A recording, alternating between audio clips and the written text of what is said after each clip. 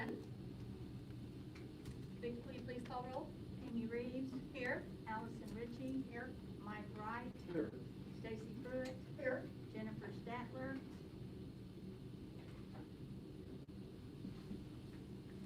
Thank you, Vicki. Please stand for the Pledge of Allegiance. I pledge allegiance to the flag of the United States of America and to the republic for which it stands, one nation, under God, indivisible, with liberty and justice for all. Thank you. Be seated.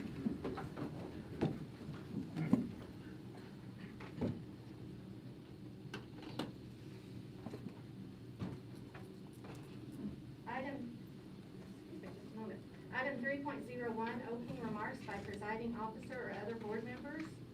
I have a statement that I would like to read. Good evening, everyone. I would like to take a moment to recognize our superintendent, the administration, principals, teachers, and support personnel. Starting in March, we jumped into the rough, uncharted waters that we are now calling the COVID-19 pandemic. Without hesitation, and with the utmost professionalism, all of the before-mentioned people stepped into immediate action. They led our students through the remainder of the school year without previous knowledge of how to do so. My hat is off to all of you, and especially for finishing strong by providing our seniors an unforgettable graduation ceremony at the Moore Public Schools High School Stadium. Again, we are faced with circumstances that are out of our control, and there are more than 30,000 people to consider in these decisions. The superintendent, administration, principals, teachers, and representatives from the Educators Association of Moore have spent countless hours discussing and poring over the options and possible scenarios for the entire school district. There is not a right answer during this pandemic that meets everyone's needs. I wish there was. I am so proud of our district for allowing different learning choices that accommodate all of our students. I am certain none of the decisions were taken lightly, nor were they looked at with one set of lenses. I am proud of our district and proud to serve as the board president for Moore Public Schools. Thank you to the community for your support and your appreciation. We are all doing our best to shape today's students into tomorrow's leaders. Does anyone else? I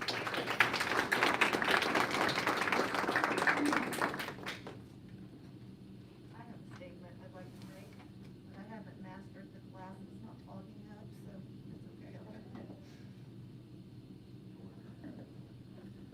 I've heard from parents, many parents, over the last few weeks.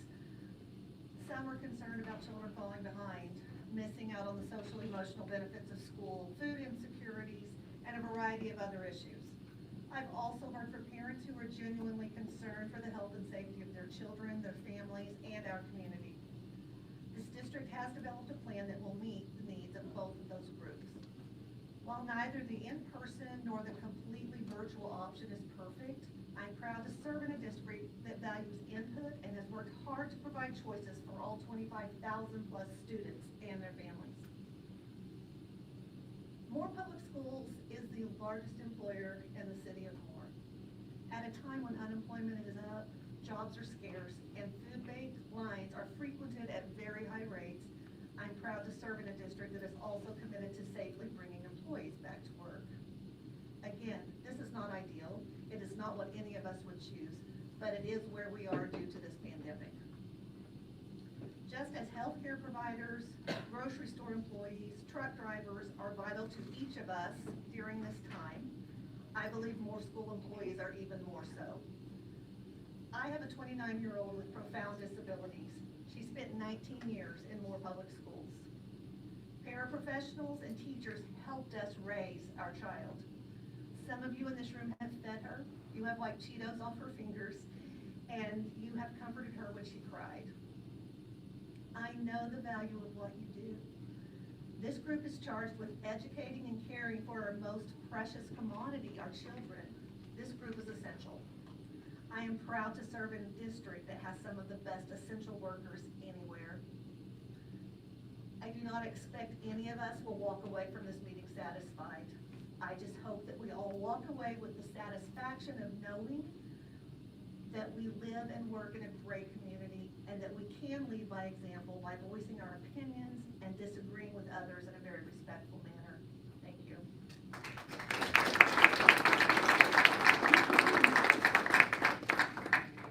Thank you, Allison. Anyone else? No? Okay, item 4.01, adoption of agenda. Move to adopt the agenda, including new business.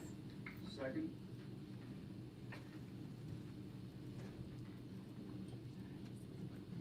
Reed. Yes. Ritchie. Yes. Wright. Yes. Pruitt. Yes.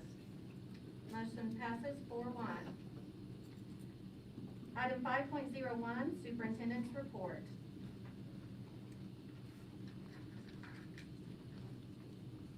Oh, excuse me, 4-0. I apologize. Yes. Oh, go ahead. Ms. Reeves and members of the board, several things to bring you all up to speed on this evening, but first wanted to talk about the technology update. Last Friday, we emailed parents and guardians about the technology rollout, which included device disbursement, device protection plans, and internet connectivity information. We also shared that information on our social media. We understand that some of our students will not need an MPS device and prefer to use their personal devices, and we've got that under control as well. That's understandable, and obviously we will work with them to ensure that they already that they're ready to go on Canvas and OdysseyWare, the two platforms that we're using.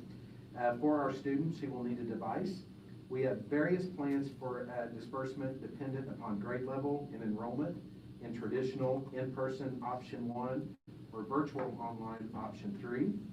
Virtual students will receive their devices on August 11th and 12th.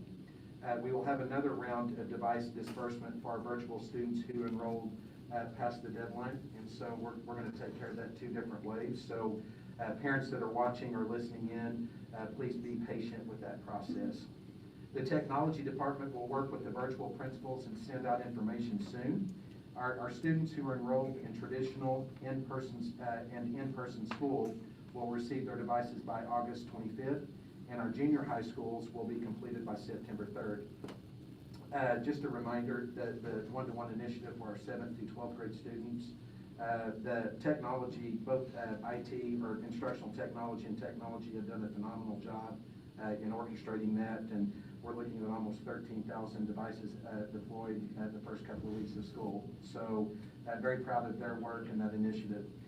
For elementary, there will be surveys for our parents to complete to let us know if a device is needed for their student. We want to make sure that all of our students have a device and connectivity in the event that we have to go, we have to close the school in the district or the entire district due to the COVID-19 and the things that we're looking at there. And we've got plans laid out on what that would look like.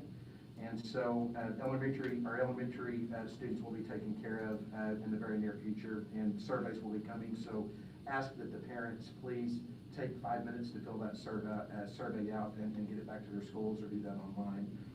Mr. Kim and his team also have a plan to provide devices and connectivity to our staff who need them.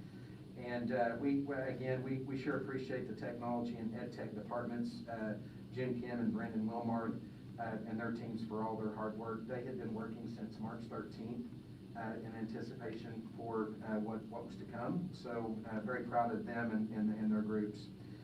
Just an update on, I don't know if you all are aware, but Mr. Fitzgerald has been working on lightning and heat detection systems for our athletic department and some of our sports. Throughout this week, we will have lightning detection and heat humidity detection systems installed at all 3 of our high schools. These systems will cover a broad area and should also detect throughout our district. And again, many thanks to Mr. Fitzgerald for leading these efforts and his athletic team, so proud of them. Also, special education update. Please know that our staff returned from summer break today and obviously hit the ground running. Throughout this week, special education teachers will be contacting your students, parents, guardians to discuss educational needs and provide those supports. Our special services staff are obviously dedicated to continuing all and any special education services for the students. Whether they receive instruction through traditional in-person, which is also known as option 1, or virtual online option 3. Our special services team wants to assist in any way possible and ensure that students have what is needed for their educational success. They welcome their parents to call their office anytime as needed. And I think information is going out to all of our parents tomorrow through IC. So if parents have not been contacted, they will be getting that information tomorrow. And appreciate our special services group. Many of them are here this evening, and appreciate the work that you all have put into the plans. Really good news. I believe I sent you all an email regarding this. A grant that Moore Public Schools was able to secure through Dr. Hernandez and our LPC and mental health staff. Many thanks to her and her department for writing and securing a grant for the 2021 school year. The School Emergency Response to Violence, also known as Project SERVE, in the amount of $256,788. These funds will be used for counseling services for students and staff. Federal government reached out to us a couple of weeks after the tragedy at Moore High School in February, and was very helpful in allowing us and offering that invitation to us to apply for the grant. Dr. Hernandez and her team have been on that, and there's just been a lot of efforts in regards to that component, and so very proud of their efforts. And Ms. McNair obviously has her hand in the counseling aspect of things, so a lot of work has gone into that. And I want to be honest with you, I don't know that that's the end of the money chain from the federal government. There is more there, and we will secure those dollars if needed. So again, very proud of their work and everything that they've done to secure those monies. It's much needed.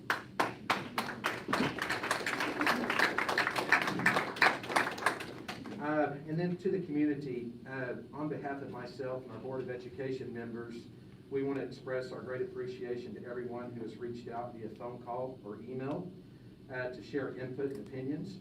Please know that I've received, and many of those emails I've responded to. I have about 300 left to respond to. More than 1,600 emails and phone calls, and I want everybody to understand I appreciate each and every one of them. And we are going to, or I'm going to do my dead level best to respond to the other 300 in the next couple of days. And it was important to me that everybody understood that the emails that you all took the time to send either to me or the Board of Education or phone calls, each and every one of you were heard. And so hopefully those responses again will be completed in the next couple of days. And again, we appreciate the feedback from our community. Then one last thing, I wanted to bring you all up to speed. I think you all are aware, but wanted also the community to know Miss Jenny Statler, one of our newest board member, and family suffered a large loss this morning. Miss Statler lost her dad unexpectedly, and so our thoughts and prayers are going out to her and their family. I've had a brief conversation with her, and they're really struggling at this point. So again, thoughts and prayers for her and her family, and you all just, if you get a chance, just reach out to her when you can. Thank you very much. Thank you, Dr. Lawrence.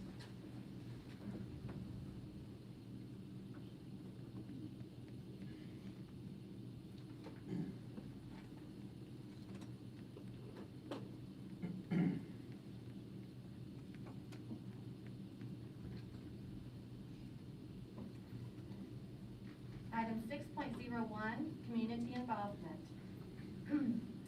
30 minutes have been set aside for persons of community who have requested time to address the board on matters of concern. In accordance with board policy number 1070, the person to address the board during the public speaking portion of the regular board meetings must meet the following qualifications. Number 1, not use the public speaking portions of board meetings to make slanderous, abusive, and personal statements against any individual. The president of the board may rule any speaker out of order who makes such statements. Number 2, not speak regarding litigation pending against the district or employees of the district. Number 3, not speak regarding a matter that is currently the subject of an investigation being conducted by the district or its agents or attorneys, or which is the subject of an ongoing criminal investigation. Number 4, not be an announced candidate for public office. At this time, we have 14 community involvement speakers with the given amount of 30 minutes. We divide that out, and that each speaker will have approximately 2 minutes to come up and share with us their words. Vicki, our board clerk, will say time at the 2-minute marker, and that is when you need to wrap up and the next person will be called up. Our first person is Steve Adamo.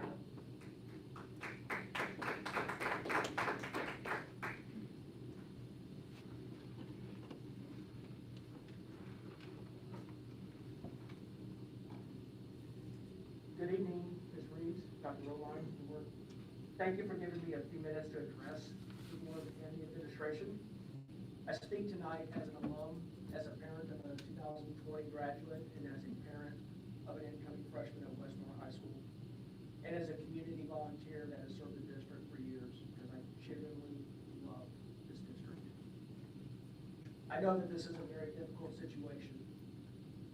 No matter what decisions are to be made, there's going to be some that support, some that oppose. I want it known that I support and appreciate the enormous amount of time spent by this administration and the board to develop this plan. To think that some accuse the administration of not caring about the well-being of our students and staff is disappointing. The track record for this district speaks for itself, and I've never known a more dedicated and compassionate group in North Public Schools family. The trends I'm seeing concern me as a parent. Personally speaking, my family wants our children back in the classroom. Yes, academics have been proven to have been taught in many different platforms and in many different forms or fashions. However, we have yet to develop a substitute for human touch. A computer program has not been developed that can build trust or a relationship with a child. Recognize when they're nervous or having a bad day. Teaching them how to bounce back stronger than ever after they fail. How to overcome weaknesses and develop strong social relationships. Our teachers provide that every day. They make a massive impact in the lives of thousands of children every single day. More so than any computer program ever will. I believe our teachers are the best in the state, and therefore I can't justify replacing this quality with a computer program. The other trend that concerns me is the rise of Epic, which in a few short months has now become the largest district in the state. Sorry. Thank you. I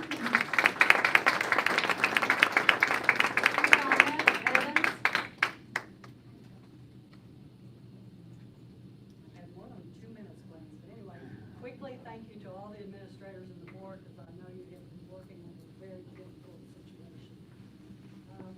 My daughter lives in California. In January, I sent her a box of masks because I knew there was a novel coronavirus, and everybody laughed at me. And then my students in February graphed the virus and watched the exponential growth. Every day they would come in talking about it. And when we went online, they argued and debated over whether or not it was a hoax, and read papers and looked at how vaccines are patented.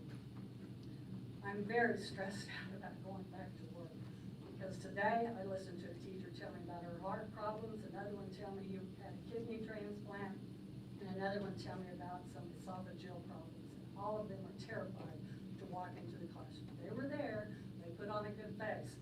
I'm ready to go to work. I have my Bitmoji classroom, my interactive labs, my videos. I have all of that online ready to go. But it's very difficult for me to justify, particularly after, I'm ad-libbing now, people, because it's 2 minutes, particularly after burying 4 of my students last year. I don't want to, it makes me want to tear up right now. I don't want to lose students this year. I don't want to lose my peers. And I know it's difficult on parents. I have a son in Norman who's homeschooling his 5-year-old right now. But I'm just devastated that we have to walk back into the classroom right now under these conditions when the community itself will not mitigate this disease by wearing masks. It's not fair to the teachers to walk into the room when the community is not helping. I'm not talking about more public schools. I'm I'm talking about the community at large. I'm from Norman, but Moore has been my home for the last 20 years, and I know the work that they do here with kids. Also, the last thing that I want to say is that the University of Texas and Harvard Medical School have already made the recommendation that Oklahoma should be in shutdown mode, and we ignore it. Dr. Burks is an infectious expert coming to our state this week because we are in trouble. UT's risk assessment is that there's a 100% chance of transmission in a gathering of 500 or more. So this is my concern. Also, PIOSH is a branch of OSHA that has a law that says each employer shall furnish to each employee employment in a place of employment that is free of recognized hazards that are causing or likely to cause death or serious physical harm. Thank you.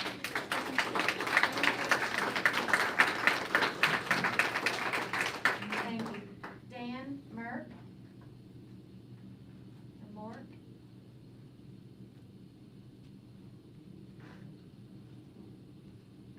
Dan's not here? Okay. Chris Altum?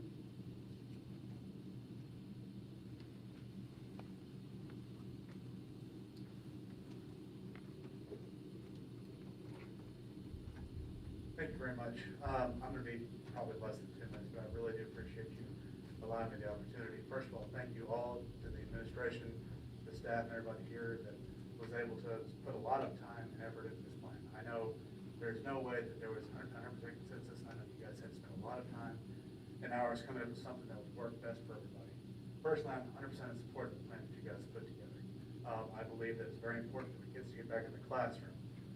There is a lot of value for the kids to be there. I do understand that there are some potential risks that are involved with this. If parents are afraid of those risks, they do have the ability to have their kids learn at home. It's that simple. I do appreciate the fact that there are teachers that are concerned. That is a risk that is going to happen. Is there going to be outbreaks? Maybe. We don't know that for sure, but one thing is for sure, these kids do need to be back in the classroom. I'm also concerned with some of the funding for the support staff. It's my understanding that the reason why they were paid last year was because governors did an executive order to keep funding for those individuals. My understanding right now, the government has not done that, so you may have upwards of 900 people that are unemployed from administrative assistants on down. There's a lot to be considered for those people, and I hope everybody that is against this, if there are any of those people, they are aware of that. So that's just basically all I really have to say. I really do appreciate the support, everything you guys have done. It's been a hard decision. I know it's been probably the worst summer of your lives, so I really do thank you very much for everything you've done.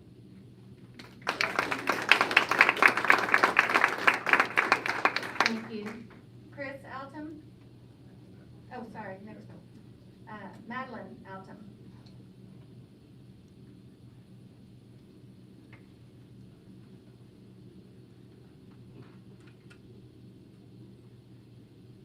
I'm not here today to talk about my own children. DHS is down 40 to 50%, and I'm going to tell you why. Our teachers are awesome to report abuse. Teachers.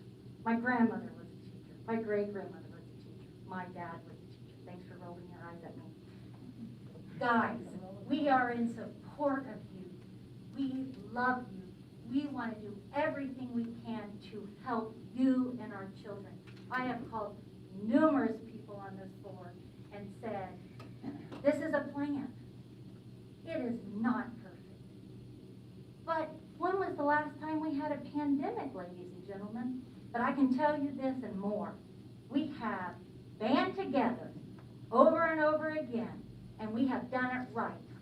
We have put our students first over and over again, and our teachers. Ladies and gentlemen, please, please give us time. There is no perfect plan.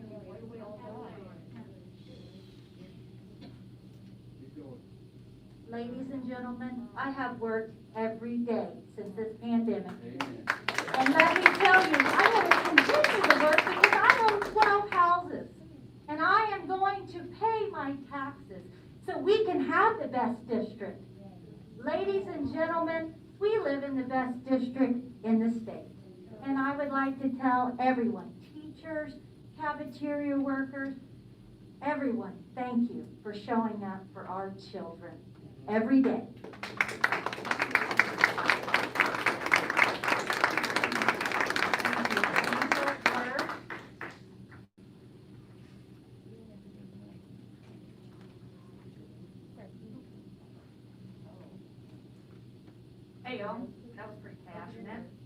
I might not be able to follow that. So as a teacher, to give pause to whether it's responsible to return to in-person learning is a one-way ticket to condemnation of being selfish, controlled by fear, and unwilling to work or lazy. Speaking for myself, these are criticisms I've internalized, and the result has been detrimental to my self-efficacy and effectiveness as an educator. However, there is a tremendous amount of comfort in the fact that 1,829 individuals within our community share my hesitation. The letter I have here, I have a copy for each of you because I'm a teacher and I'm prepared, has been signed by parents, caregivers, alum, students, community stakeholders, and not least of all, educators. The overwhelming voice in this letter resides with parents and guardians, who account for 52.1% of the signatures. I'd like to spend what remains of my time lending perspective like only a teacher who has boots on the ground can. I'm concerned about community spread of COVID-19 because of our current plan's lack of address for the impossibility of social distancing. Our plan encourages or acknowledges this space will be maximized between students, but in the classroom that translates to an utter lack of difference between this school year and the other school year that I've taught. In my biggest class, I currently have 33 students. On the last page of this letter that I have for you, I have a picture of what it looks like for students to be spaced with maximized distance between desks and 6 feet between myself and the students for distance protocols for purposes. As it stands, if one student in the center of my classroom were to test positive for COVID-19, per the quarantine policy, 27% of my class would have to move to option 2 because of how closely they will be packed together. That means that I will be expected to continue to teach my students in the traditional classroom while also virtually teaching my kids who are quarantining for 2 weeks.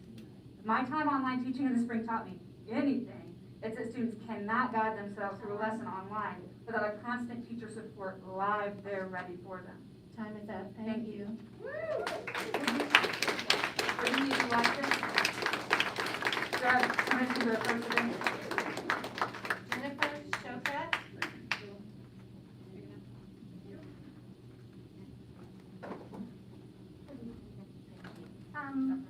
I'm a teacher at Moore High School, and, sorry guys, I'm short. And I would just like to, first of all, give a huge shout out to Mr. Coyle. That man is full. He has addressed all of my concerns, and I have had so many. And right now, he is what is keeping me holding on. And I am trying to have faith in this district, but it is very upsetting. I have between 145 to 150 students that I will see every day in my freshman classroom. This makes it impossible to socially distance. The desks cannot even be 3 feet apart. I'm concerned for my students. As you know, Moore High School went through a lot last year. I don't want to lose another student. I see how that affects the entire school. Not only that, I am currently 5 months pregnant. My husband has Crohn's disease, which requires him to take immune suppressant medication. We've already had him in the hospital numerous times in the past couple of years, which means a lot of times I am the breadwinner. I don't have a choice to quit my job. So basically, my choice right now is risking orphaning my 3 children I currently have, risking my unborn child, risking my husband's life to teach other people's children. And that's very hard. I love my students. I love this district. I am trying to keep the faith. But it is very hard right now. It is very hard. And if I could advocate anything, it would be an A-B schedule. Please lessen class sizes. Please let us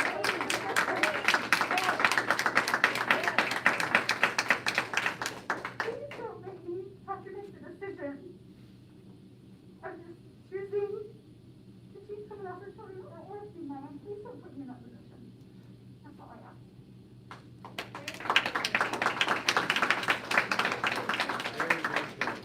Thank you. Patrice Williams.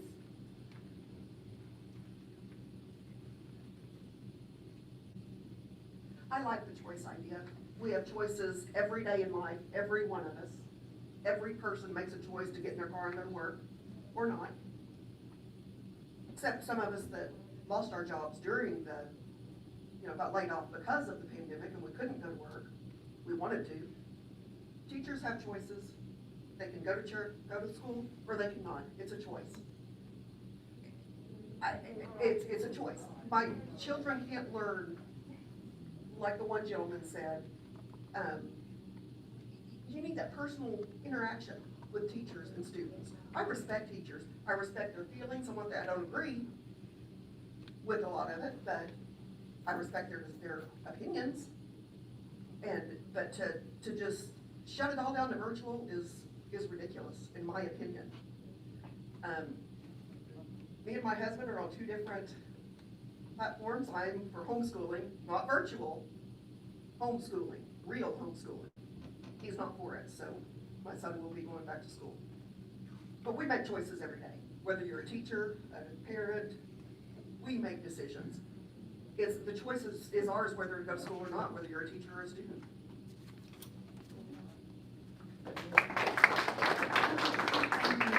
Larry Williams? Yep, that's me.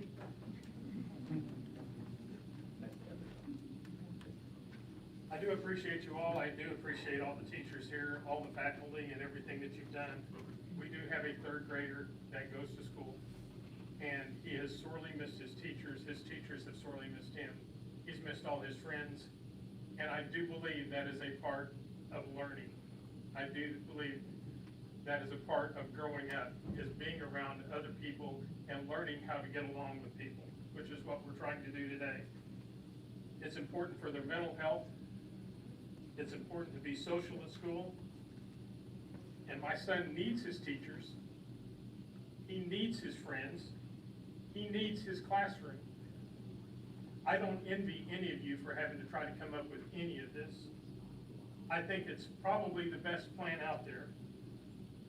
If we get along with just virtual learning, we don't need the Moore School District. We don't need any of you. We need Connections Academy and we need EPIC. That's not right. EPIC's not going to teach my son. Connections Academy is not going to make him a better person growing up. These teachers and his parents are going to be the ones that do that. And they have been without them long enough. Thank you very much. Thank you. Shay Fenwick?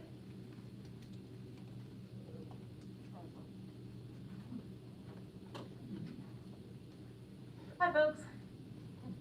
I'm a teacher at what I believe is one of the best schools and one of the best districts in the state. Okay?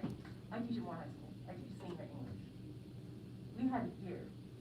2020 has been rough. Right? So, bearing that in mind, I teach 158 students this year. My largest class size is 34. I have less than 3 feet between individual and individual in those desks. That's doing the very best I can. I'm asthmatic and diabetic. My husband is over 55. I want to be a teacher at the best school in this district and in the state of Oklahoma next year. What I'm asking is, do you make it possible for your students to also be here next year?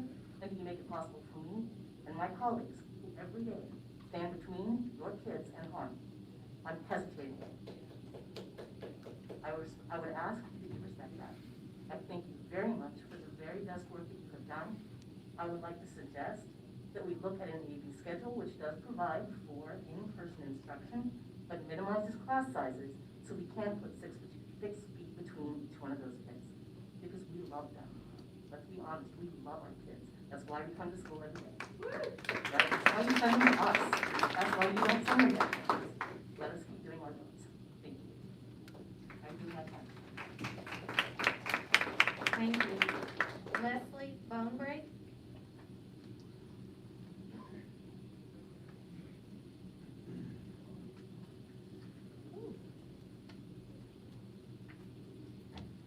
Thank you, Shy. I'll take your time.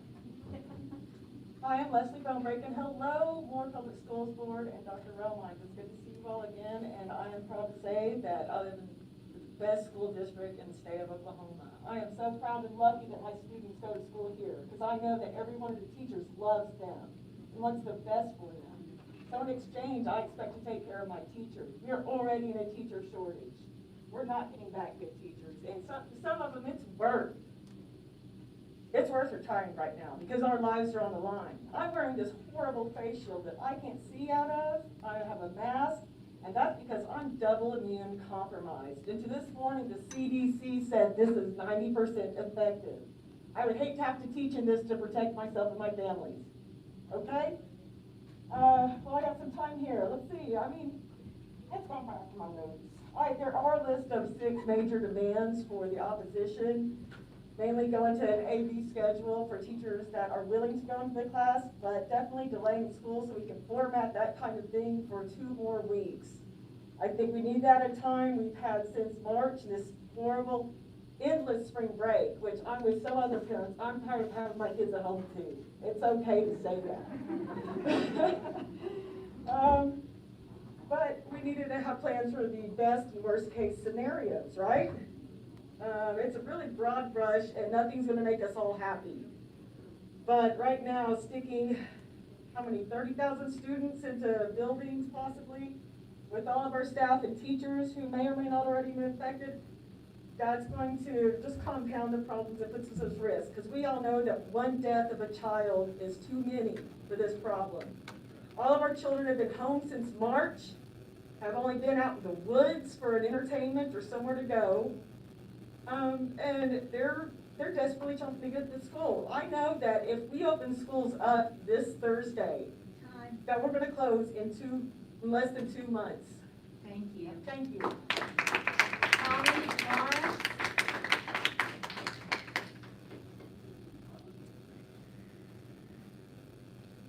Madam President, thank you for the opportunity, Board, thank you for the opportunity to address you tonight. I would just like to encourage you to continue to lead in this time. It's very difficult. There are no good answers. If there were good answers, I think we would already found them. You're faced with an insurmountable task to decide how we're going to continue to educate our children, and that's extremely important. Are there going to be people that are going to be unhappy? Of course there are. We've seen that nationwide, worldwide. We've seen people that are unhappy with the decisions that leadership has made. Unfortunately for you guys, you are in a position of leadership. And I can stand here tonight and tell you that you are in that position. And you're called upon to exercise that leadership. And so I call upon you tonight to continue to listen to the scientists, the doctors, the professionals that are giving you your advice. Continue to make those decisions that you feel like in your heart and in your mind that are the best decisions to educate our children. We cannot simply stop education in this country. We cannot. Our children have to be educated. And so I encourage you to be strong, to be honest with one another, to be united in your front. I have a lot of respect for many of you that I know. Dr. Romines and I have been friends for many, many years. I'm just going to say that right up front. But it is very difficult. I was a graduate at Moore High School. My children all graduated at Moore High School. My grandchildren are going to Moore Public Schools. And so I think it's extremely important that we continue to educate our children. So continue to lead, continue to make these decisions. Thank you. Kelly Lawyer?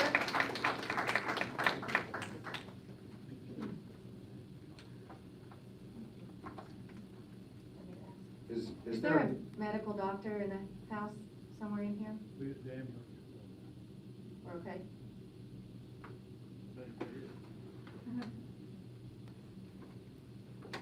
Good evening. I do not stand before you as a virologist, an epidemiologist, a doctor, or a statistician, but I think we have all obtained our Facebook honorary doctorates in all of those areas. I stand before you as an American, as we have come to speak our minds with passion. We were given a choice to come here or to stay home. And as Americans, we get to have that choice. We get That's to right. show up and say how we feel. I, as a Moore employee, I'm in support of our return to learn plan. There are 3 viable options that were thoughtfully and diligently crafted. Is it perfect? What is? What is perfect? We have to look beyond the classroom and to the ripple effects of not allowing our patrons to have a choice. Loss of work, bus drivers, professionals, paras, office staff, even educational positions. Don't kid yourself. The toll is deep and far-reaching. It's okay. It's okay to have concerns. I'm worried too. The unknown is not a reason to make my viewpoint have to be your viewpoint. We are not a community that hides in the face of adversity. No, bravery is not the absence of fear, it's the action in spite of it. Very good. We are ready to protect our most vulnerable. We are ready to accommodate needs as they arise. The American Academy of Pediatricians strongly advocates. This is our goal, every single one of us. We can even agree to disagree and not be disagreeable. We all want our kids in school. They want the goal of having students present in school. That's a goal. And I hear, not until it's safe. I understand that. My heart gets that. But that is a constantly moving target. And we cannot hit a constantly moving target. Right. We can argue numbers. I guarantee you, we would do a great job tonight. We can argue reports. We can argue data. And we can argue our Facebook posts. Thank you. But as Grace Hopper said, a chip in its core this way. Hey, guys, she understands the time. Thank you.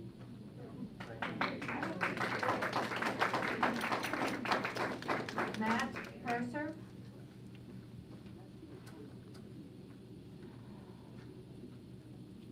Thank you. I didn't write anything out tonight. I didn't actually come and plan on speaking, but I felt I needed to. First of all, Dr. Romines, thank you for responding to my email. That in and of itself right there means a lot to me, that you took the time to respond to my email. I support our teachers, and anybody that knows me and my wife, we are 100% behind the teachers and this board, and I can prove to it. But my wife has spent sleepless nights trying to figure out how she's gonna educate 5 kids at home by herself while I'm off working. And I've been working for 5 months, trying to figure out how to put food on the table and how to pay my house payment. I understand the teachers' concerns, I 100% do. I understand. But I think at this point, it's time to go back. I thank you for the choice. It's a thankless position you guys are in. I don't want to be in your position at all. But you guys have done a great job making a plan, and I firmly believe it's time to get back to school and get these kids learning and back to what I would call the new normal, or whatever we're gonna call it, okay? But like I said, for 5 months, I've been trying to figure out how to work through this and watched my wife try to figure out for 5 months how she's gonna educate 5 kids at the same time that are all in different grade levels. And I don't know how to help her. I don't have time, I have to work. I don't know how to help her. And that's where I'm at. Thank you, guys.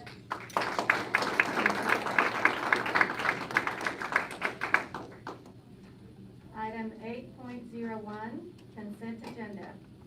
The consent agenda, which concerns items of routine nature normally approved at board meetings, will be considered and acted upon by one vote unless any board member desires to have a separate vote on any or all items. The administration recommends approval of items 8.02 through 8.52. Move to approve. I'll second.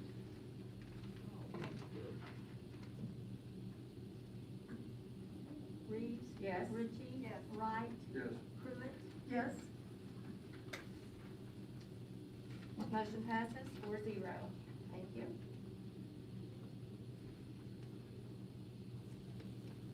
Item 9.01, board discussion and action.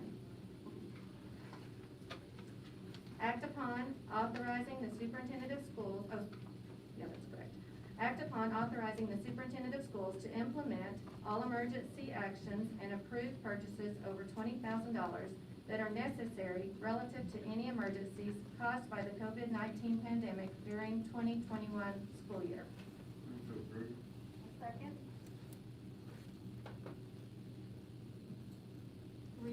Yes. Ritchie. Yes. Wright. Yes. Pruitt. Yes.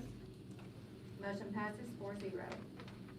Item 9.02, revised board policy number 7090, general graduation policy, secondary schools. Move to approve. Second?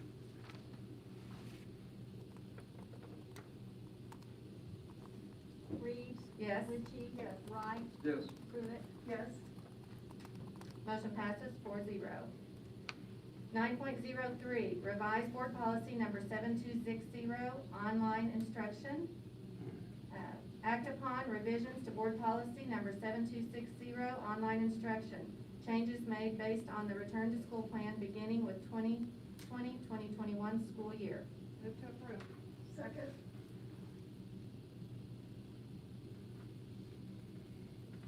Reeves. Yes. Ritchie. Yes. Wright. Yes. Pruitt. Yes. Motion passes 4-0. 9.04, revised board policy number 7290, supplemental online instruction. Act upon revisions to board policy 7290, supplemental online instruction. Changes made to differentiate between regular online instruction and supplemental online instruction. Move to approve. Second. Reeves. Yes. Ritchie. Yes. Wright. Yes. Pruitt. Yes. Motion passes 4-0. Item 9.05, new board policy entitled Professional Development Certification Reimbursement Program. Move to approve. Second. Reeves. Yes. Ritchie. Yes. Wright. Yes. Pruitt. Yes. Motion passes 4-0. Item 9.06, junior high sites ionization systems. Act upon the expenditure of $263,950 to Earth Smart for bipolar ionization systems to be installed at all district junior high schools. Move to approve. Second?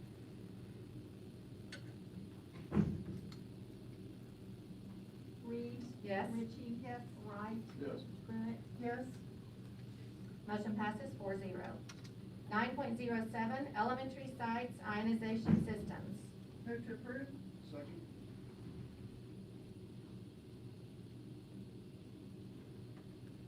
Reeves. Yes. Ritchie. Yes. Wright. Yes. Pruitt. Yes. Motion passes 4-0. Item 10.01, executive session. Pursuant to 25 OS Section 307B1, act upon entering or not entering into an executive session to discuss the personnel items listed on the agenda as 11.01 through 11.04, and to discuss any personnel items listed under new business. I move we do not enter executive session. I second. Reeves. Yes. Ritchie. Yes. Wright. Yes. Pruitt. Yes. Motion passes 4-0. Item 11.01, recommendation for more virtual assistant principal.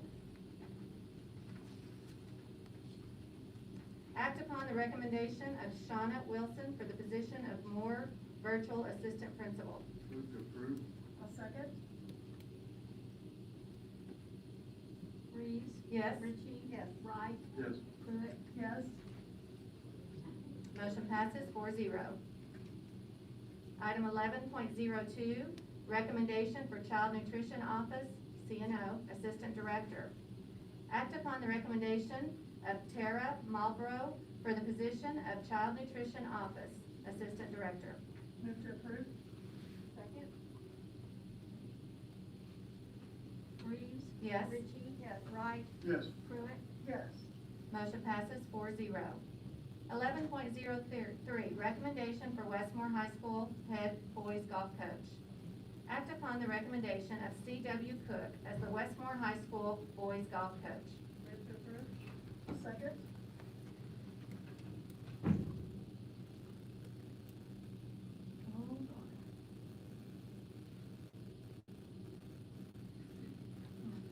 Just a second, please.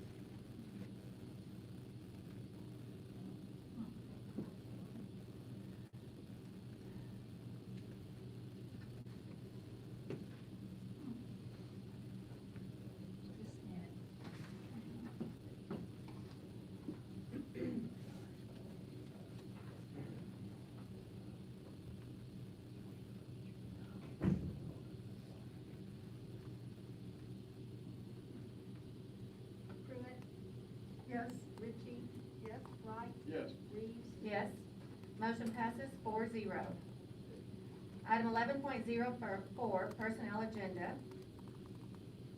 Act upon the personnel agenda. Move to approve? Second? Ruchi? Yes. Pruitt? Yes. Ritchie? Yes. Wright? Yes. Reeves? Yes. Motion passes 4-0. Item 12.01, new business. New business consists of items requiring action by the Board of Education that were not known about prior to the deadline for posting the agenda for a board meeting. Any such items received after the posting deadline that qualify will be considered at the meeting as new business.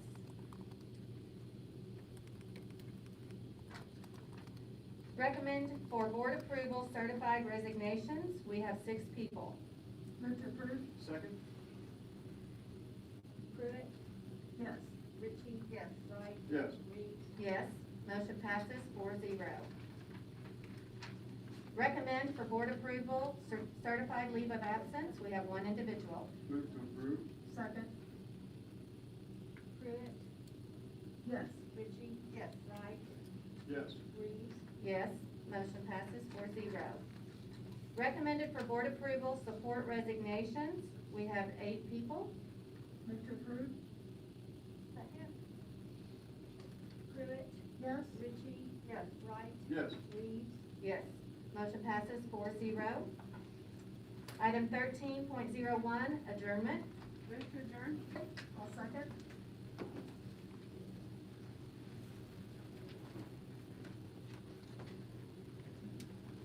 Reeves? Yes. Ritchie? Yes. Wright? Yes. Pruitt? Yes. Thank you. Motion passes 4-0, and the time is 6:52.